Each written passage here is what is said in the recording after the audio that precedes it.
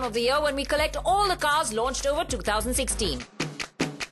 It's time for the Autocar Awards 2017, presented by Reliance General Insurance in partnership with Times Network. This is the biggest awards we've had so far. We've got 30 cars ranging from the small Datsun Redigo to the very novel Isuzu D-Max pickup. Yeah, when you say novel, that's just it. You know, these two cars are really an indication of how much this industry is really growing, it's evolving, and there's just so much in between. Well, exactly, Renuka. With 30 cars, your job is not going to be easy. All the jurors have a tough day ahead. Well, I think nothing better to do but just to get to it. We'll get to the SUVs later, but first let's take a look at the long lineup of cars. The Datsun Redigo, Tata Tiago, Mahindra E2O Plus, Mahindra KUV 100, the Mini Convertible, Volkswagen GTI, Volkswagen Ameo, Hyundai Elantra, Skoda Superb, Honda Accord Hybrid, Audi's A4, the Jaguar XE, Jaguar XF, Volvo S90, BMW 7 Series, Toyota Innova Crista, Ford Mustang GT, and the Porsche 911. Time to introduce you to our jury. Now, a lot of you will be familiar with our jurors because they've been with us for the past many years. Car historian Manvendra Singh, the fastest Indian Naren Karthikeyan, Editor-in-Chief Autocar India Shapur Kotwal, Autocar India Editor Hormaz Sorabji, and Editor of the Autocar Show Renuka Kirpalani. Then it was time for business. Armed with detailed information on each car, our jury got right down to the evaluation, starting off with the Datsun Redigo.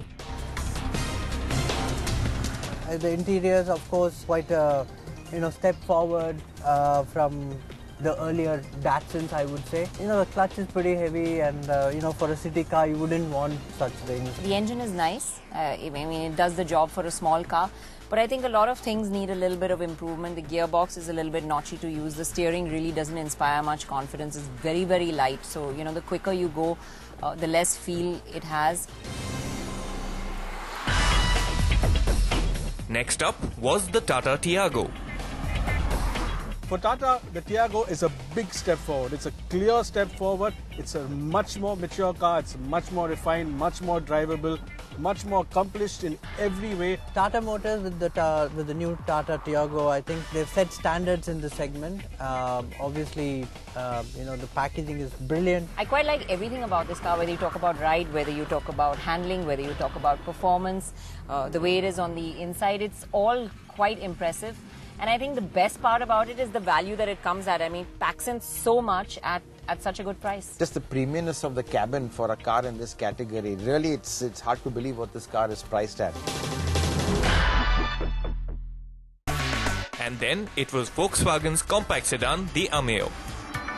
Legendary Volkswagen quality is visible. Performance-wise, I guess they're looking for more economy rather than performance-oriented car, but fit and finish is superb. This car's surprised me quite a bit. I think Volkswagen are finally getting India, if you see this car. They've done a lot to it. Volkswagen earlier had no equipment. This is now very well equipped. The interiors are top class. It's carried over all the Polo strengths into a much more value-for-money package.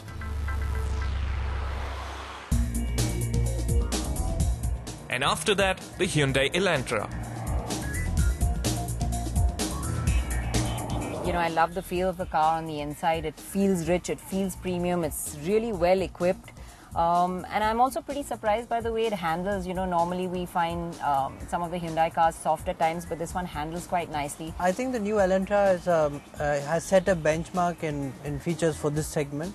I wouldn't call it a driver's car, but it's obviously very comfortable. I think this car has really surprised me in many ways. The overall refinement, the comfort, even the responsiveness of the engine and the gearbox, absolutely fantastic.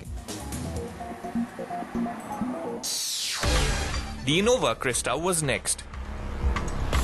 What Toyota has done is they've properly identified what MPV customers want in this segment, and they've realized that it's more luxury, more comfort, and the car should be more car-like. They made it much more expensive, and of course that was the big question, would it sell in numbers? But of course today we have the answer. It's a runaway success, and that just shows people are willing to pay a lot more money when they know their money is safe. I think Toyota is trying very hard to please everyone. And in trying to do that, I think they've actually made a mess of a very nice concept. From the looks point of view, yeah, a little bit disappointing to be honest. But of course, Toyota reliability always sells, and that's going to be the plus points. The battle for executive sedans began with the Skoda Superb. I've driven all the Superbs since the inception of this car has come. I think it's a very refined car, and Skoda does give you that quality of luxury which I don't think in this price bracket other makes are able to give. So I think it's the one that really has carved out a success story for Skoda in this country. It's cut the barrier of being not one of the typical Merc, Audi, BMW, and yet doing well in the luxury segment. And following that, the Honda Accord Hybrid. So the Accord is an absolute mind bender, and somehow Honda really makes it work. We've been doing some fuel economy runs, and we're getting upwards of 17 kilometers a litre in the city, in our city cycle, on the car of this size. That's amazing. So it's eerily silent when you start it up and once you get going. And honestly, it switches between modes so deftly and smoothly that you don't realize what's happening. The only thing is that this was a car that used to rival those entry-level, luxury cars. But I think this time around with the hybrid and the pricing, it's a bit tough.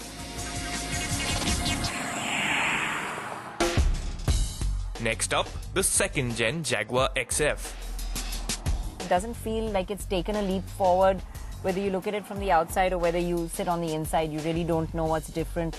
But I think in any other sense than that, this car you can actually say is exceptionally good. Jaguar want to be the sporty luxury car amongst the lot. That's a place held by BMW currently, and they're making their cars sportier and sportier to drive.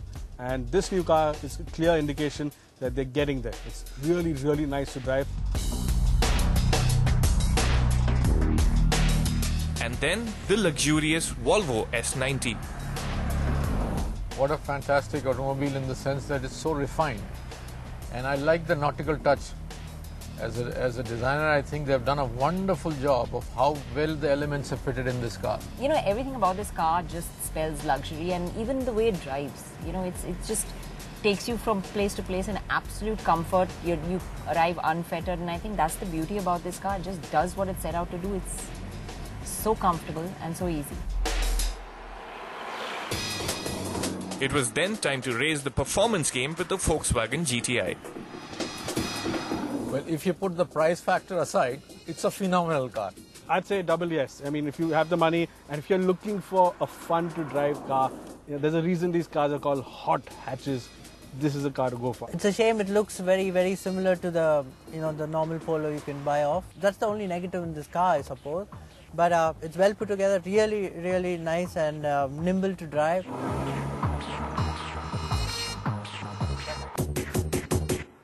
Bringing in American muscle, the Ford Mustang GT. The Ford Mustang is such a legendary car, and just to be able to buy it in India, a big thing, I think. Okay, the interiors are very American, very plasticky. It's pretty practical as well. It has a huge boot space and so on. So, even in race mode, the ride is pretty okay because, I thought it would be much more harsh.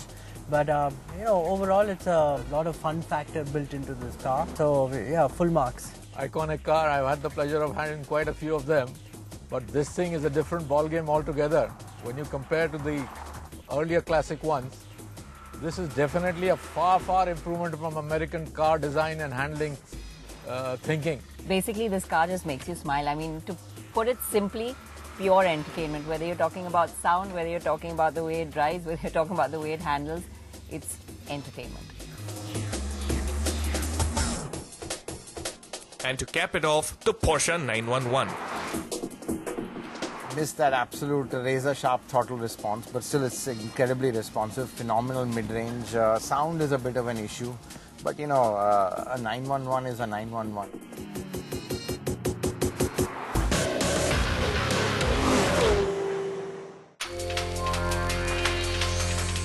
Welcome back to the Autocar Awards 2017 jury round. After evaluating 18 cars, the action moved off-road. Yes, it was time to bring in the SUVs. And here's the lineup vying for top honours this year. The Maruti Vitara Brezza, Mahindra's Nuvo Sport, the Honda BRV, Isuzu's D-Max V-Cross, the Hyundai Tucson, Ford's new Endeavour, Toyota's new Fortuner, the new BMW X1, the Mercedes-Benz GLC, Jaguar's F-Pace, the Jeep Wrangler, and the Jeep Grand Cherokee. The action started with Maruti's compact SUV, the Vitara Brezza.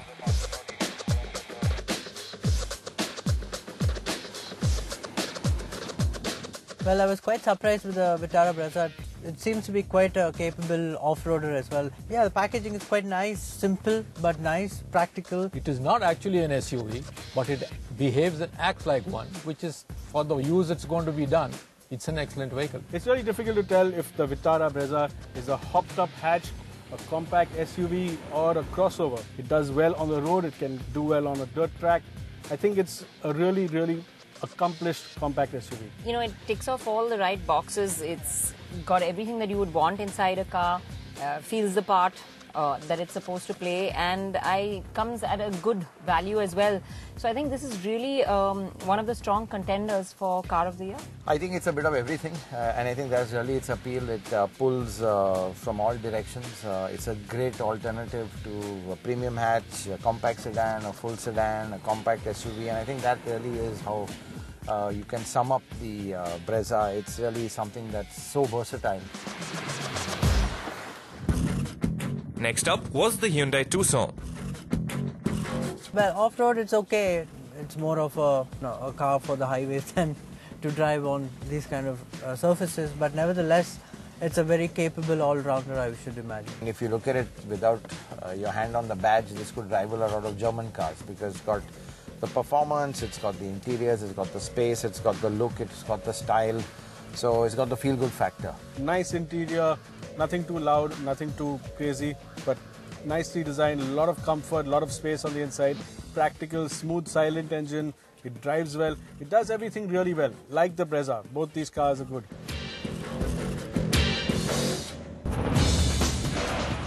The dirt track then welcomed the Toyota Fortuner.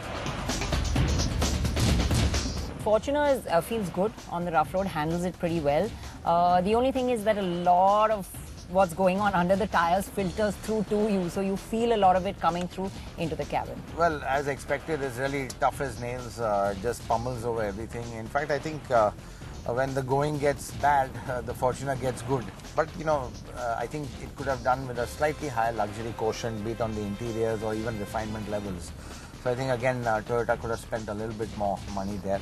Well, to me, I'd compare it to the last Fortuner because I've had a lot of Fortuners and I was very happy with them. They performed extremely well in the rural landscape where I take them.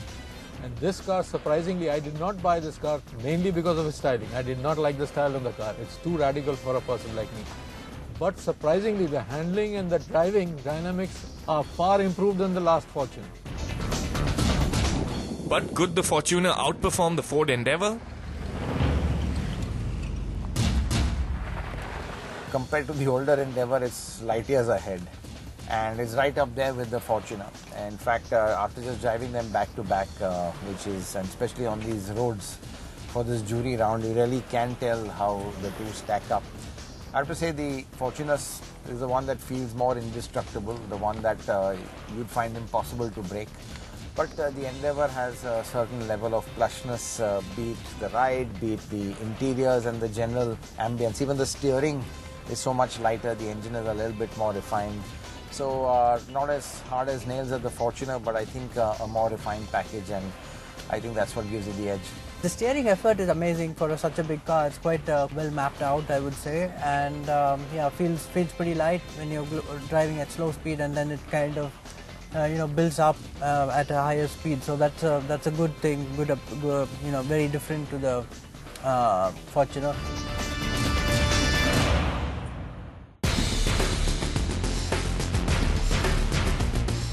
Luxury was added to the mix with the BMW X1. The packaging is much better, so there's a lot more room. This is a much more mature, grown-up SUV. There's a lot more space. It's really practical, but surprisingly, it's really nice to drive as well. And I think it gets really high marks. It is a soft-roader, so really it's not meant to be taken on really rough terrain, and some of the sections are pretty rough. So I have to say, I did, let's say, tread with a bit of caution, but I think if you do that, it's pretty okay. It's got the clearance. It's more about actually driving on tarmac. That's what this car is about. And followed by the Mercedes GLC. As a Mercedes, it has the style and the elegance of it, the appointments and everything that you have for a Mercedes-Benz three-pointed star. It might be a style of its own. It might have the looks for an SUV, but as far as the ride and the handling is concerned, it's nowhere near an SUV. And for that kind of money, I'd rather be going for the cheaper options, which are much more off-roadable vehicles than this particular vehicle. If you're considering proper off-roading, then no, this isn't a proper off-roader. But is it an SUV? Yeah, absolutely. Is it becoming a bit too soft? That's also a yes. But I think they've got a great package going. They give customers, luxury car buyers, what they want. They give them enough SUV feel and enough luxury on both sides. And I think that duality is what wins the day. Overall, there's a real quality that this car oozes. Even the buttons, the finish is absolutely top class. It's very refined, very comfortable. Ride is very good. So really on the luxury side, they've really got it, pretty well over there. But I think as an SUV, it's definitely more of a soft-roader, and it's tuned that way.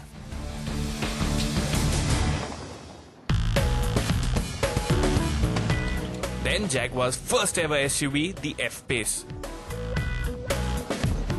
Well, the term Jaguar doesn't get me into the mode of four-wheel drive.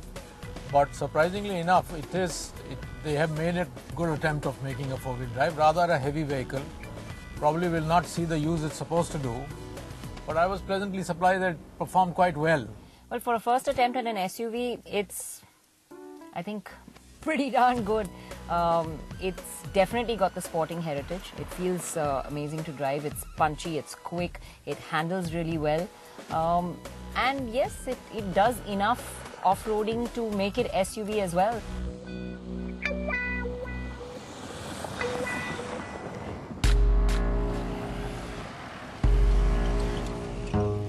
And of course, who could forget the Jeep Wrangler? It's what everybody looked at and made their own off-roaders. And when you take it off-road, you can actually feel that. I've been on this track that's been designed mainly to deal with soft-roaders, and this car's been laughing at me. This car is all about emotion. It's got that traditional Jeep feel. It is very tough as nails. I mean, going over the really bad sections, this thing didn't feel it at all. But is it worth 70 lakhs? Definitely not. Had the car been around 30 lakhs, I'm sure people would have been very, very keen to have this as their main off-roading car, and not one of these fancy SUVs. And lastly, the Isuzu D-Max V-Cross. Pickup trucks aren't really popular in India, and lifestyle pickup trucks like this one, which are targeted at a slightly more sophisticated clientele, are even less. But once you drive this car, it's so appealing. It has space, it has comfort, it has that SUV appeal, and of course you can carry a whole load of dirt or your jet ski or your go-kart. I think it's actually a really practical proposition for our kind of country. People love carrying loads of luggage, and you have that space along with a perfectly comfortable four-seater cabin. I mean, it's quite amazing as to how plush this is on the inside. The seats are really comfortable. The cabin is really nice on the inside. And, you can carry half your house at the back.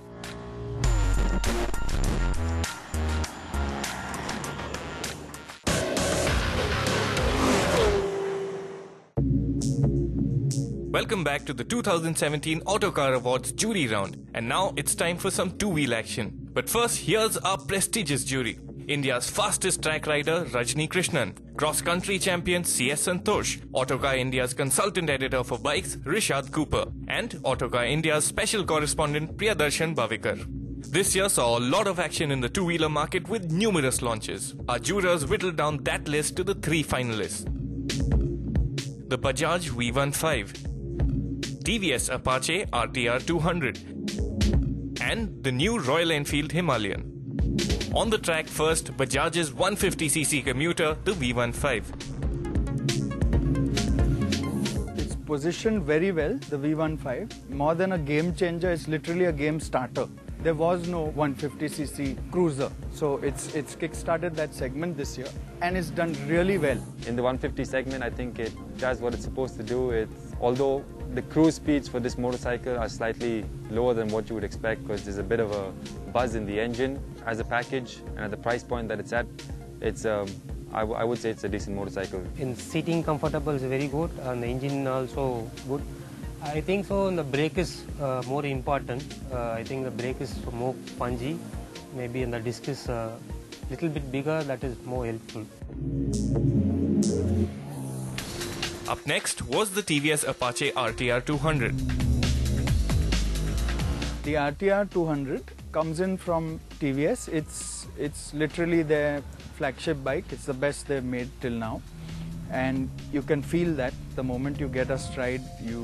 If you're on a test track, you can feel the bike's sporting genes. It all comes together as a good package. Very good value for money. At that roughly 1 lakh budget, you get a whole lot of sports bike. The quality you can see with TVS, it's right there.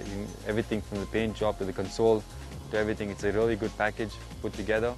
It's nice and peppy to be able to ride in the city and to be able to cruise as well. In the handling way is also very good, but I feel only in the engine little bit vibration there. But the look is amazing.